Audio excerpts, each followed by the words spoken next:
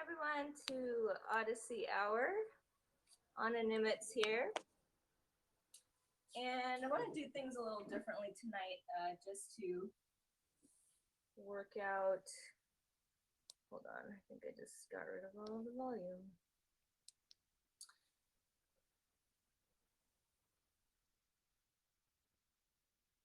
Okay. So I want to welcome you tonight. I'm going to do this a little differently, just to work on my own, comfort level with broadcasting. I'm going to be probably pausing a lot, looking at my notes, just to get my bearings about me.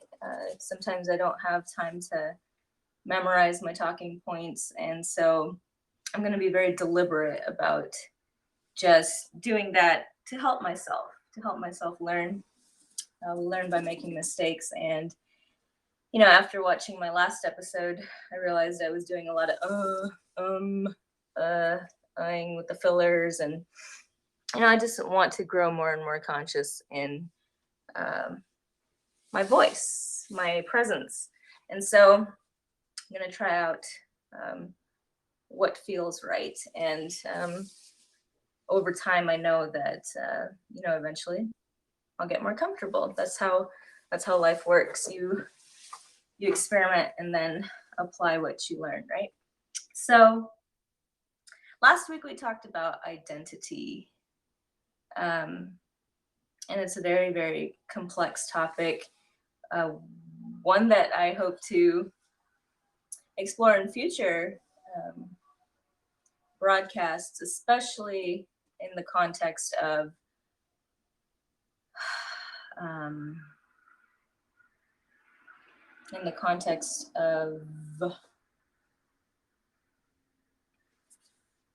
our nation, America. What is America's identity?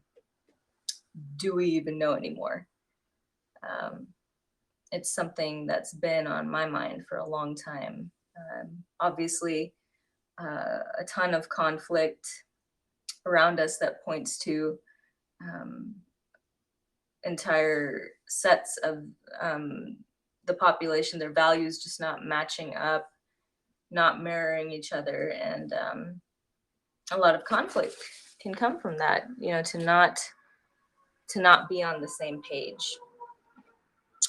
So I do want to remind you that if you're new to this platform, Bid Chat, you can bid in at any time. So I set my bid at 20 cents tonight, and also set it to donate 100% of whatever comes in to tonight's theme of Why I Vote. Or this week's theme of Why I Vote on BidChat.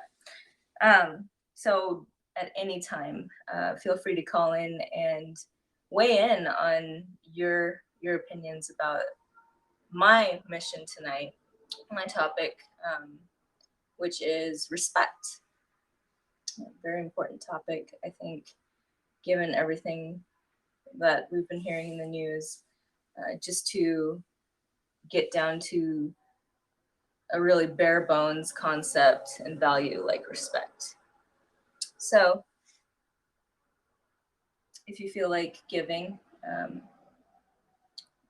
to support any of those topics, Why I Vote, respect, call in and talk to me.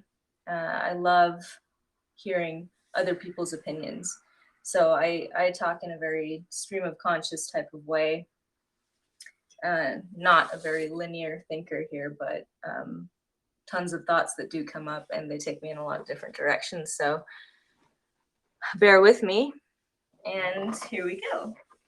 So last week we talked about identity, and I had brought up a statistic, and I wasn't exactly sure what that statistic was when I presented it.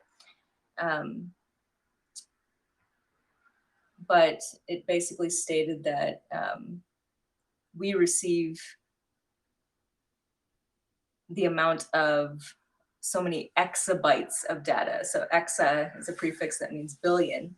So billions of bytes of data every 2 days. So every 2 days, we generate that much data, that much information that's flowing around and toward us. And it's basically the equivalent of all of the data or information that was generated from the dawn of human history up until the year 20. That much data now produced every 2 days. And that was stated by the CEO of Google at a tech conference recently. So that is staggering to me, that we have that much information to contend with. And what does that mean? What are the implications? It means that I believe our identity, our core selves, are being shaped by all of the information that we slog through and filter throughout the day. And there's so much to be said about that, and I do want to talk about identity more in future episodes, especially as it relates to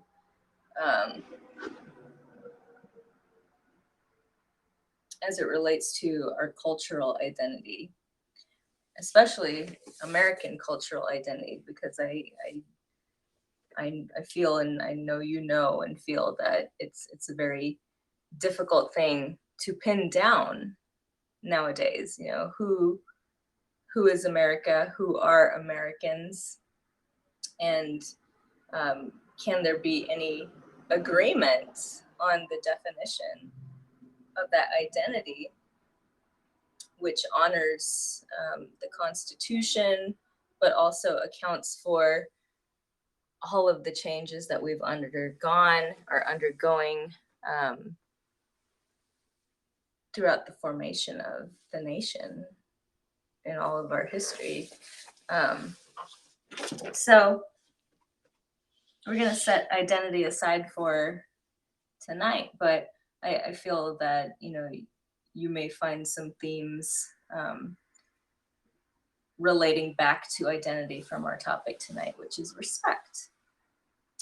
And so respect is basically defined as a feeling of regard or esteem that we have for ourselves or for another person. So wanted to throw that simple definition at you.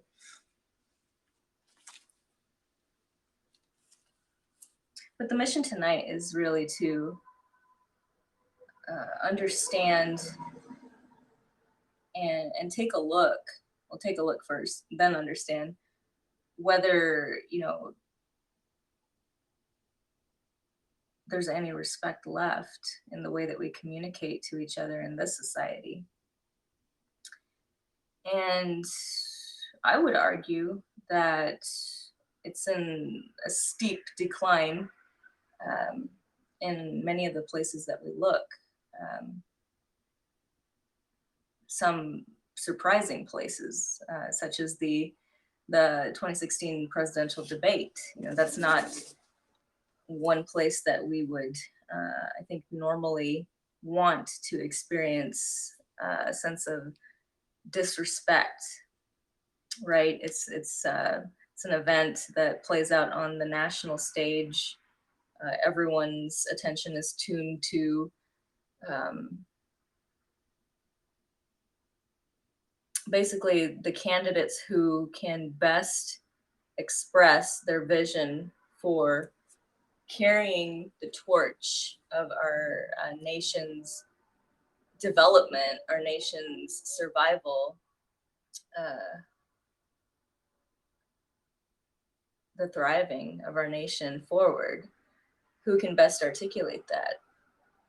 So respect, I think, is something that's inherent to all of our interactions, and especially our most important interactions.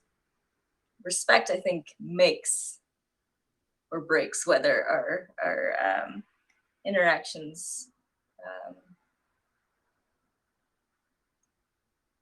carry importance, right? Or express importance. So some of the things I wanted to say about that include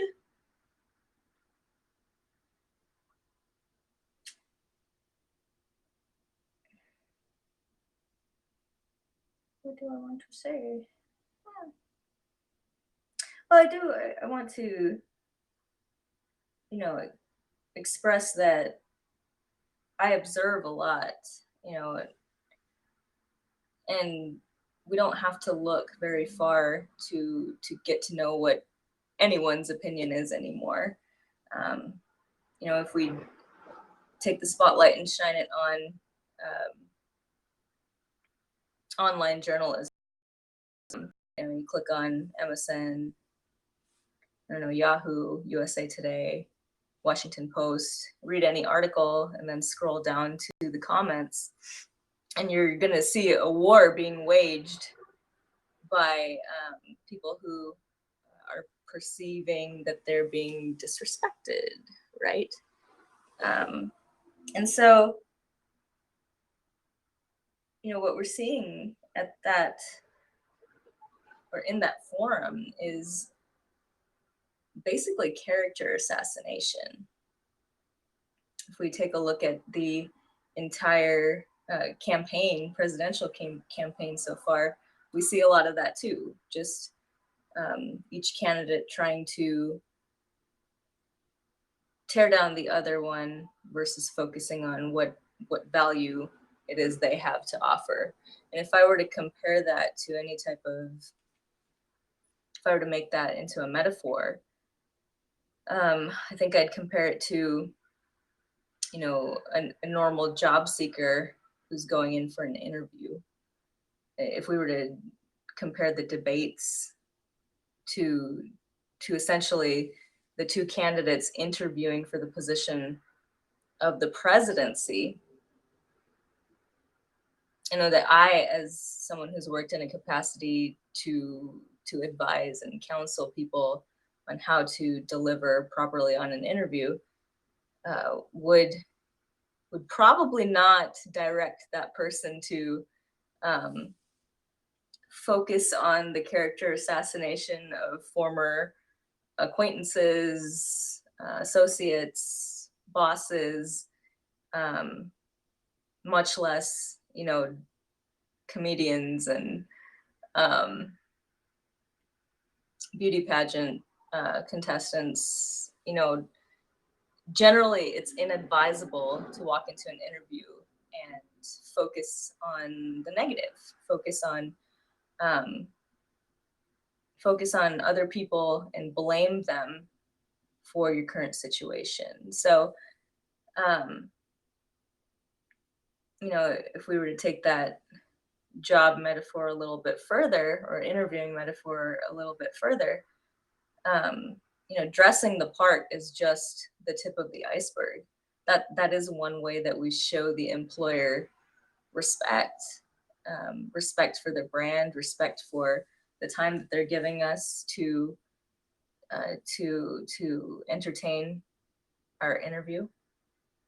But that's just the surface, right? It matters, but it's the surface. So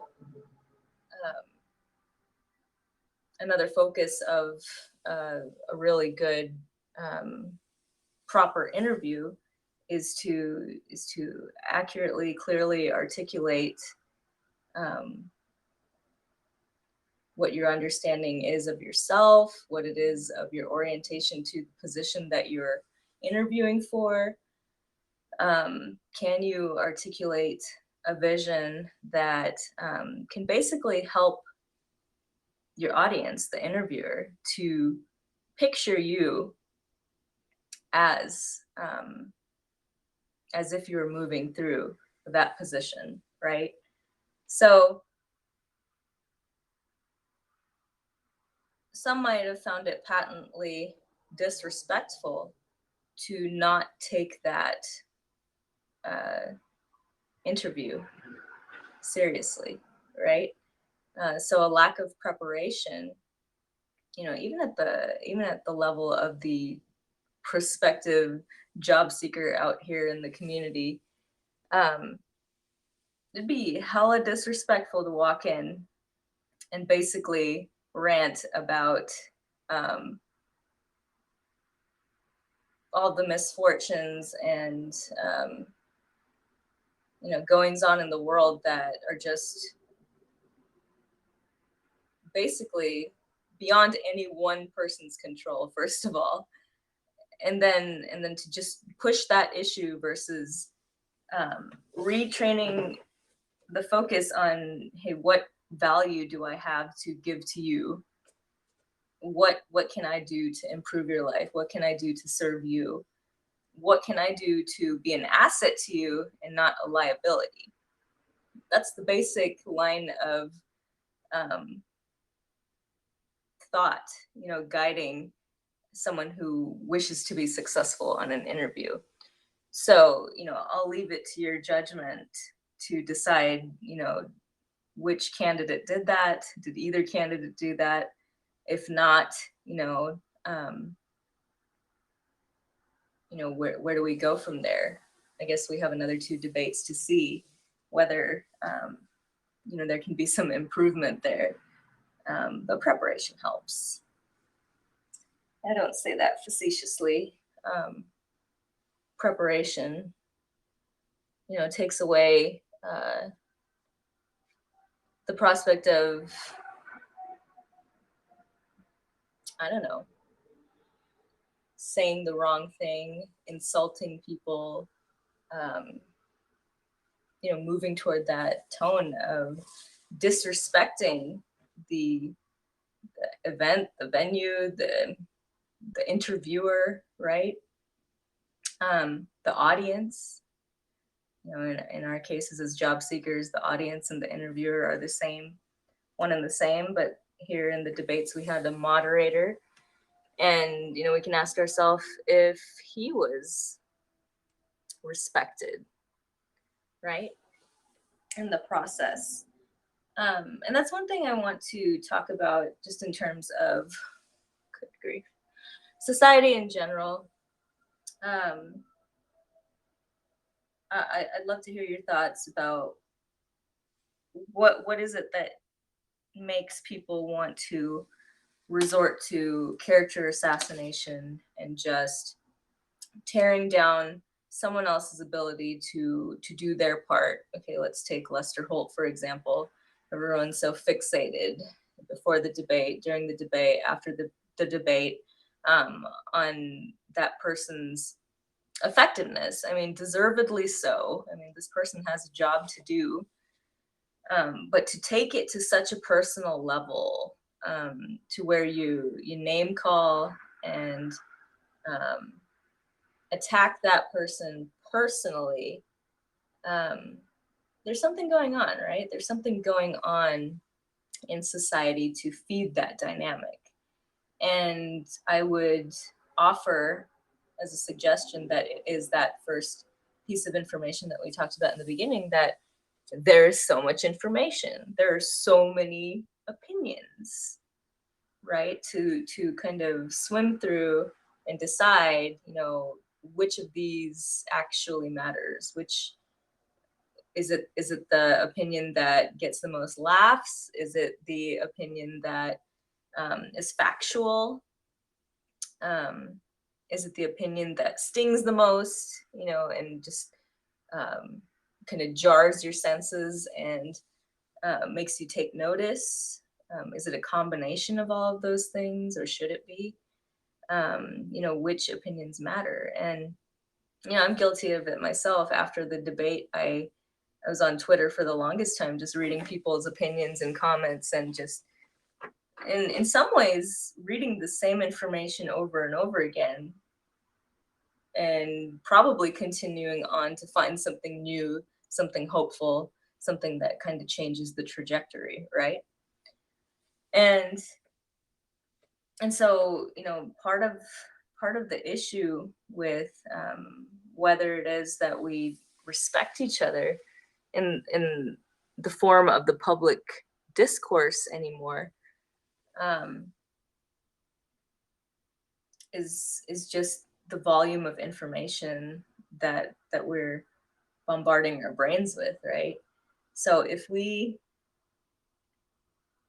and that's actually, it has a lot more depth than we might see on the surface. In my classes that I teach, I talk a lot about self-care and self-control. And one of the important points that I like to make to every class, regardless of the topic, is that every person has a limit to our self-control. So if we've basically overwhelmed our resources and run out of those resources, we also begin to erode our self-control, and we can't meet as many demands as there are on our plate. So I wonder if there's any relationship with that idea to the amount of information that's on our plate, right? Are we overwhelming ourselves with too many opinions, too many pieces of data to sort through? So it's an issue of quality control at this point, right? What's the quality of the information that we're receiving? And we saw that dynamic at play with fact checking during the debate, right? Fact checking here, fact checking there. Everyone's going to be a fact checker, which is good. Facts, especially backed by scientific data. I don't know. Our society tends to think that those ideas have more credibility, and more often than not, they do. So no wonder that there's a focus on fact checking. So we do have some forms of quality control, thankfully, that are still important to us, and that, like I said, took the form of fact checking in the debate. So, what idea that leads me to is fact checking, quality control. Oh yeah, the blatant disregard for facts, or fallacy in general, right? Fallacy is it's related to the word false. So that which is untrue, that which is not a fact, likely, right? So, and we've seen the logical fallacy thrown around recently a lot, and it's that idea of false equivalence, or if I can explain it properly, false equivalence is when you present an idea as being of equal importance to another, one that has as much gravity as another, but really in reality it does not. It does not equate. There's no equivalence there. So a lot of people calling each other out in the comment section about that's a false equivalence. So good. That's, I think, a good habit to get into, of identifying what are these methods of communication that really just are surface related. They're superficial. They don't break through and go deeper and actually express a fact or a truth. They're just a fallacy. And that sparked my interest to start learning about what are all the different types of logical fallacies. And I've just begun my learning on that, so I'm not even going to try and attempt to explain any of those things that I learned yet. But I think it would be good for a future episode to kind of dive into, what are all of those falsehoods that are, populating our statements to each other. I believe one of the candidates during the debate said that words matter. I'm in agreement with that statement. Words matter a lot. Even one word, its meaning, its interpretation, its perception can change the trajectory of how that message is received, and then what is done with that information, right? So words are very important. So we definitely want to be aware in this era of boatloads of information, of what falsehoods we have to contend with. And I learned that one of the fallacies is actually defined as name calling. Okay, so in our understanding, that's basic to our understanding that name calling is not a proper thing to do. And I did want to read the definition of name calling according to about.com. And it's defined as a fallacy that uses emotionally loaded terms to influence an audience. So it's obvious, I think, or may not be. It's emotional appeal is part of the marketing advertising package, right? If you don't emotionally appeal to people, if you don't in some way entertain or evoke a sense of urgency, or any sense, basically, of that person wanting to get up and do something about the situation, then you're not appealing, right? So emotional appeal is inherent to good marketing or marketing. So we can see, obviously, that both candidates stand to take advantage of making an emotional appeal on as many levels as they can. We might see that one of the candidates really plays with the emotions of a lot of different sets of people. So and so again, the definition of name calling as a fallacy is a fallacy that uses emotionally loaded terms to influence an audience. Obviously, we want, in an election, people want to influence people. They want to convince you to vote, convince the majority to vote for, obviously, one person to rule over this land, right? So there's the contest of two people trying to make that appeal. And it began with this first debate on Monday. And it further states on that site, about.com, that name calling, says J. Vernon Jensen. And this guy, he's written extensively on communication, effective communication, ethics in communication. So J. Vernon Jensen says that name calling is attaching to a person, group, institution, or concept a label with a heavily derogatory connotation. It usually is an incomplete, unfair, and misleading characterization. So I wanted to bring attention to name calling specifically as a fallacy that we've been contending with as a society for a long time now in the public discourse. Name calling. I'm not just talking about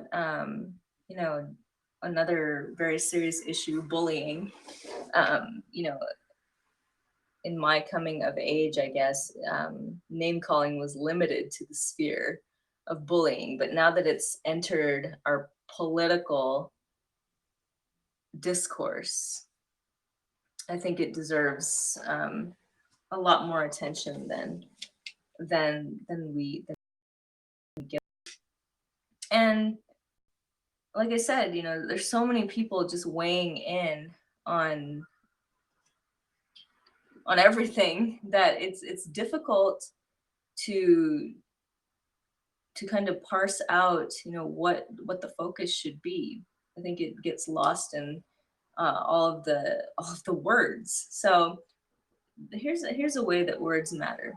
So I didn't have to, you know, take notes for very long to come up with not an exhaustive list, but a pretty, descriptive list of how the audience, us, is referring to the two main candidates right now. So here's a list of names for Hillary that I came across. So hand puppet, scandalous, shrillery, killery, sillery, carpetbagger, hills, creepy, treasonous bee. So, basically cussing her out. Criminal, corrupt, elitist, power broker, radical, barking, distorting, crooked, hilarity. And then Trump, in a few comments, or many, many comments, is described as dumpster, T-rump, unhinged, ridiculous, nut job, con artist, bully, certified clown, amateurish, orange orangutan, an unintelligent, condescending, lunatic, misogynist, laughingstock. And it's also important to note, I think, that in some of the comments, these terms were interchangeable among candidates. So you can, I guess, mix and match depending on your ability to project yourself and how you feel onto other people. So, okay, so that's a list of how adults describe adults. So if we, as a society, are, for those of us who are parents who hopefully spend some time, emphasizing to our kids that it's improper to, inappropriate to mischaracterize someone, to basically demoralize someone by calling them a name. How many of you out there have often scolded your kids for just calling their sibling a name? And meanwhile, on the public stage, adults are full throttle engaging in this fallacy. Like it doesn't mean a thing. It's easily dismissible. It's just become acceptable to have that enter into our public discourse and take up residence, right? And the argument probably goes back a few presidencies, referring to Bill Clinton as Slick Willie, calling President Bush stupid. I'm guilty of it too, watching that jib jab video and watching him mispronounce the word nuclear and laughing my ass off. But just because someone can't say the word nuclear, what's so wrong with nuclear? Nuclear. It can happen, right? But and then of course, the entire Obama presidency just littered. I didn't make a list of all of the different names for him, but it smacks of disrespect. That's the point, that this person who we're supposed to view as our commander-in-chief is minimized to the extent where they become this caricature. There's just tons of memes just vilifying the looks, the personality, the I don't know, the overall countenance of each candidate. So So what do you think about that? What do you think about adults calling each other names? And that's how we talk to each other now. Is that okay? Is it okay to continue? Is it um is it is it the example that we want to set? Right? That might be the main question that we ask ourselves. Do we want to set that example for our kids, for the next generation of voters, right? So if it becomes a precedent for us to basically destroy each other with our words versus, focus on the positive and create and lift each other up, if that becomes a precedent in our generations, can we really blame future generations for following suit? Can we judge them? And I think the answer is no, we can't.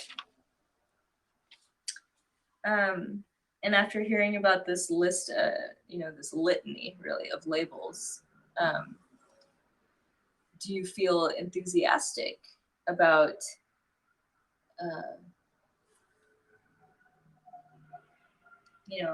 how disrespectful we've gotten?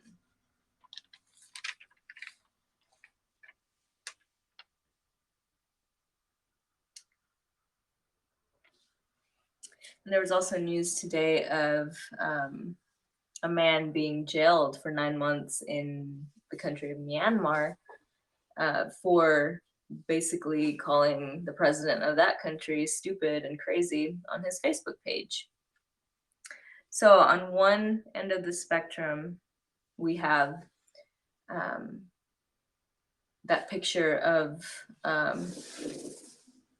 excuse me, that picture of, a land where there's restrictions on freedom of speech. There's just a situation that we would not ever want to play out here in the States, a restriction on our ability to say whatever we want and feel.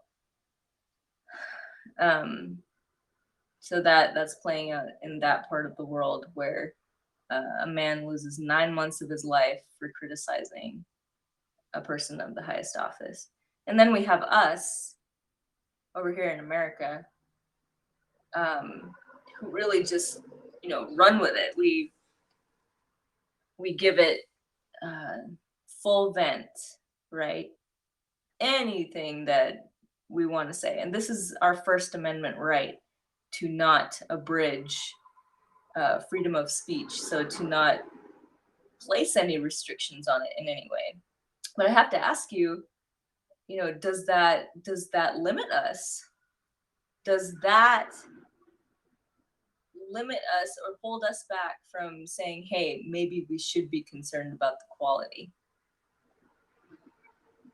And what are the implications for how we talk to each other, right? If we realize that, hey, we still have the ability to say yes, as a people, as a set of people, we are concerned about the quality of our speech and to actively work on that. Would that be a problem? I don't know. What are your thoughts on that? Because I think that a lot of people would agree that functioning in extremes is dangerous, right? To have an excess of vitriolic speech, just clouding our thoughts and our atmosphere, and our tone toward each other, it's still dangerous, right? So for my own self, I apply this to me because I feel like I have a good understanding of our rights and our freedoms. For my own self, my takeaway from this assessment of the level of respect that we talk to each other with in society is that um, I'm not going to engage someone who name calls.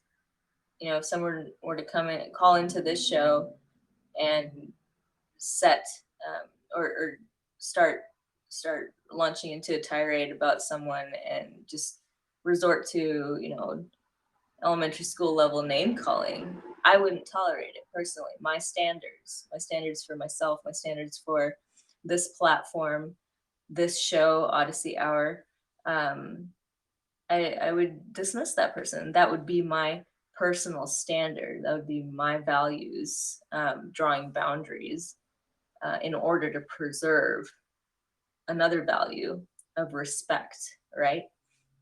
So, based off of that logic, you know, could we extend it to how we engage each other on social media, right?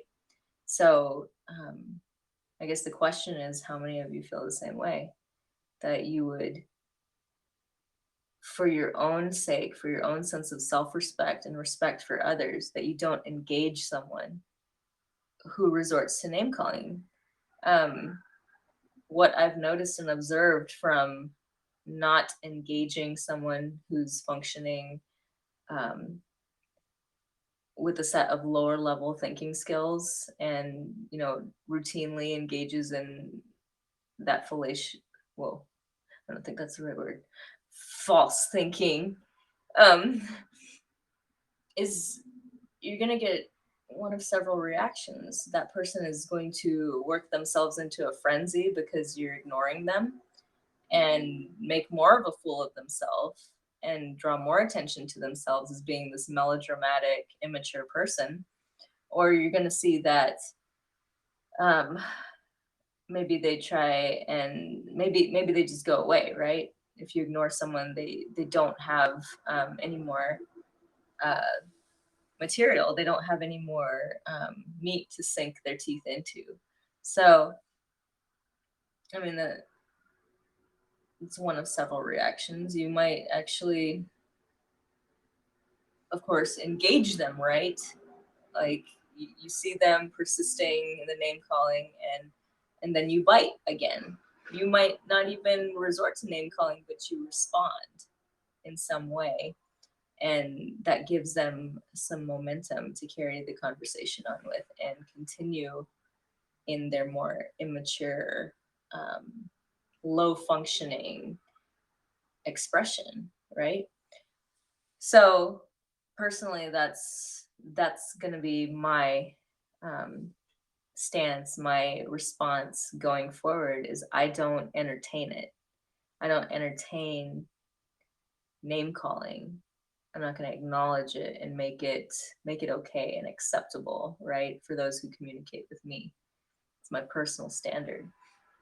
So what else would be a positive solution? Um, it's basically talking the walk, right? So, you know, in those moments where we might feel compelled to name call or in some other way, you know, uh, demote someone's character, we might think of the example that we're trying to set for people around us, especially younger people. Do we want them to look up to us and see um, basically a very childish behavior passed off as behavior that an adult would display and be okay with that? Is it okay for us to kind of send out that false message and then turn around and be um, you know, self-righteously angered that, you know, our kids are displaying maybe a sense of rudeness or entitlement or uh, just rough behavior that that they saw us do, right? So one takeaway is to not engage people who decide to, I guess, play on that level, right? And then two,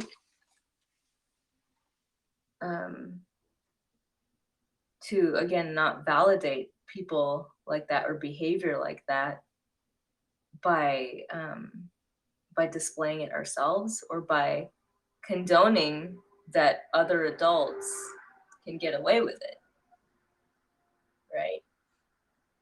And so, is there a third takeaway? Perhaps there is. I was writing furiously earlier today with all the thoughts that came to mind, but I'd love to hear what you think, a positive solution might be, to this greater problem of disrespect in society. Disrespect, especially toward the person who's going to hold the highest office in the nation. And I want to think about this from a couple of angles, because I don't think we give enough credit to the idea that these two people actually want to serve the nation. Okay, that might be a loose definition of their ambitions, but that there are not just two, but other people who are presidential hopefuls among us. Who wants that? Who wants that responsibility, especially with the public perceiving and attacking each other over the idea that one person carries the weight of the successes and failures of an entire nation? Who wants that responsibility, right? So we have some brave people, maybe some with too much bravado, but we have some brave people who are stepping up, right? I think that the most important question of the night that was asked during that debate was, Mr. Trump, if Secretary Clinton is elected to office, will you support her? The same question was asked to her. If Donald Trump was elected to office, would you support him? The answer to that question, and I understand that, we might not get a straight answer to that question, especially considering that at one point, Trump looked at Hillary and accused her, you and your president. Isn't he all of our president? There's a little bit of a disconnect here about, who one person can be to the entire nation or the world, right? To steep that much pressure and expectation on the shoulders of one person. First of all, that's unreasonable. That's probably one of the biggest fallacies that we contend with, that we devise some of our arguments from.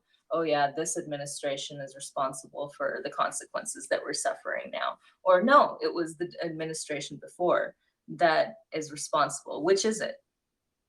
Right? Which is it? There's disagreement there. So why all the disrespect based off of all of these false ideas that we have about what we're going through right now? Is it fair to pin,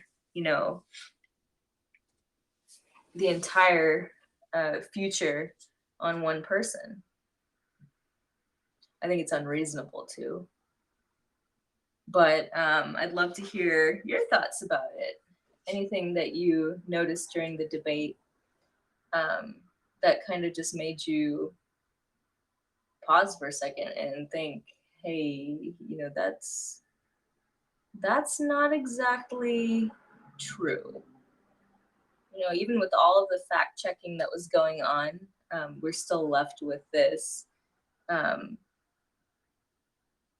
of, if you're not super passionate about either side, you're left with this ambivalence. And ambivalence is basically being on the fence, not knowing how to feel. So, what I guess category do you find yourself in? Do you feel extremely passionate about one person or another? So much to really wrap our minds around, right? Um, they say it takes an entire lifetime to really learn how to live, but in the world that we live in now, it appears that we still have to react, right? We have to react to what's going on. But I encourage you to think, why don't we think? Why don't we think before we react? And why don't we not react? Why don't we respond um, after considering something with respect, right? Respect to both sides. So those are my thoughts tonight on the idea of respect. And as much as I like monologuing for an entire hour, that's really not my mission with Odyssey Hour. I have a personal commitment to keep doing this and keep bringing up whatever ideas come to my mind, and just kind of freestyling with them and having that stream of consciousness just about what I think. But my overall mission really concerns processing all of the information that comes at all of us, right? And not every one of us has an opportunity to talk things out and really get all of those thoughts that are raging in our mind out in the open for discussion in a non-biased, mostly non-biased, encouraging type of way. Odyssey strives to be that place where there's not judgment. There's an open expression and a free flow of ideas. And I also want to let you know that aside from being able to let your thoughts out here, you can also contact me through my fan page on Facebook, on Nimitz, and get to know what life coaching is, because I do one-on-one coaching sessions with anyone who's interested. And just to get some expectations out in that regard, not everyone is coachable. And coaching takes the approach that, your coach moves through the whatever issue or problem that's important to you as a partner, as someone who can be a guide through that journey. And so basically, to be a not coachable person means that the problem may exceed the realm of coaching. So it might be a mental health or substance abuse issue that requires a lot more intervention and maybe, medicinal support. So if that's the case, the free 45-minute session intake that I offer to anyone would probably turn into more of a referral type of appointment. After all is said and done, I would refer you to a more appropriate service or practitioner. Or, just make it an advice giving sort of intake. And if you've been properly trained in coaching, you know that it has nothing to do with giving advice. So if you were to continue the journey of coaching with me, I would really see you.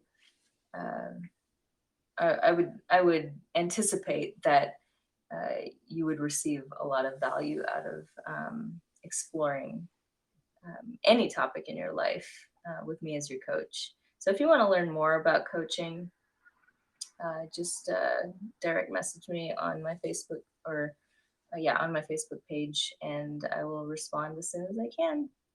So thanks for listening tonight, and I hope you have a great weekend. Thanks for joining me on Odyssey Hour. Much love to you. Bye.